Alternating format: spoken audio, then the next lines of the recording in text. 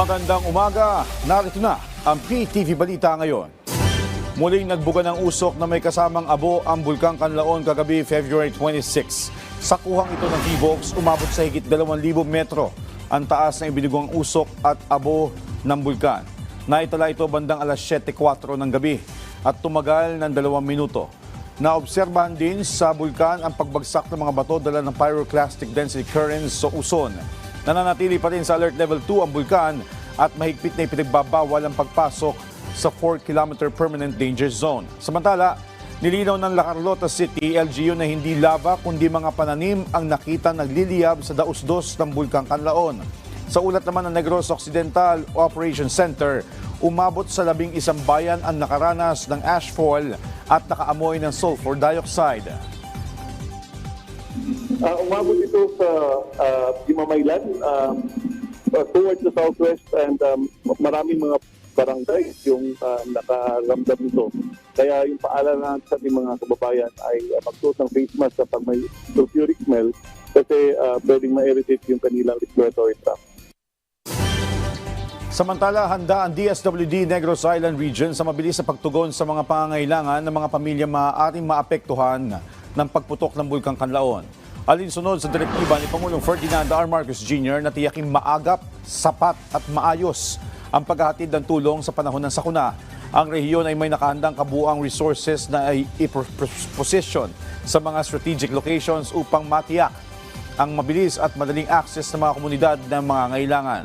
Kabilang sa mga nakaantabay na relief resources sa mahigit sa 222,000 na family food packs, 10,549 ready-to-eat food boxes, 16,264 non-food items at 1,225 na iba pang non-food items. Samantala, nagsagawa na rin ang preemptive evacuation ng La Carlota City kagabi, February 26. 2 evacuation centers ang kasalukuyang ginagamit sa La Carlota City sa ginawang preemptive evacuation sa mga residenteng nasa high-risk zones malapit sa Kanlaon Volcano.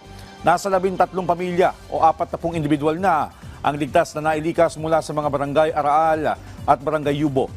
Nagpaalala naman ng La Carlota City Government sa mga apektadong residente na manatiling nakaalerto at sumunod sa mga itinakdang evacuation protocols at i-monitor ang mga official channels para sa karagdagang impormasyon. Sa iba pang balita, nagsagawa ng inspeksyon ang mga opisyal ng MMDA, Office for Transportation Security at MRT3 sa ilang pasilidad ng PITX para tiyakin ang kahandaan ng terminal sa inaasahang pagdagsa ng mga pasahero ngayong Semana Santa. Maglalabas ng Joint Information Campaign ang MMDA, OTS at MRT3 bilang bahagi ng paghahanda sa inaasahang pagdagsa ng mga biyahero ngayong Semana Santa. Layunin nito na magbigay ng gabay at paalala sa mga biyahero at iba pang mananakay upang matiyak ang ligtas at maayos na pagbiyahe. Ikinatuwa naman ng mga opisyal ang kahandaan ng PITX, bagaman may ilan silang ibinigay na suhestyon sa pamunuan ng terminal para mas mapaganda at maging mas komportable ang mga pasahero. Sa ngayon, nagpapatuloy ang pinaigting na seguridad sa PITX. Abiso po sa mga motorista, may sasalubong na taas presyo sa mga produktong petrolyo sa unang linggo ng Marso. Ayon sa Energy Department, naabot sa piso at 10 centimos ang dagdag presyo sa kada litro ng gasolina. Nasa 50 centimos naman ang inaasahan taas presyo sa kada litro ng diesel. Habang ang kerosene naman ay nasa 90 centimos ang inaasahan taas presyo. Ang oil price adjustment ay bunsod pa rin ng ipinato na sanction ng Estados Unidos sa Iran. Paalala naman ng Oil Industry Management Bureau, posibleng magbago pa ito sa susunod na linggo depende sa operating cost ng mga kumpanya ng langis. At yan ang mga balita sa oras ito. Para sa iba pang updates, follow at ilike kami sa aming social media platforms at PTVPH. Ako po si Joshua Garcia para sa Pambansang TV sa Bagong Pilipinas.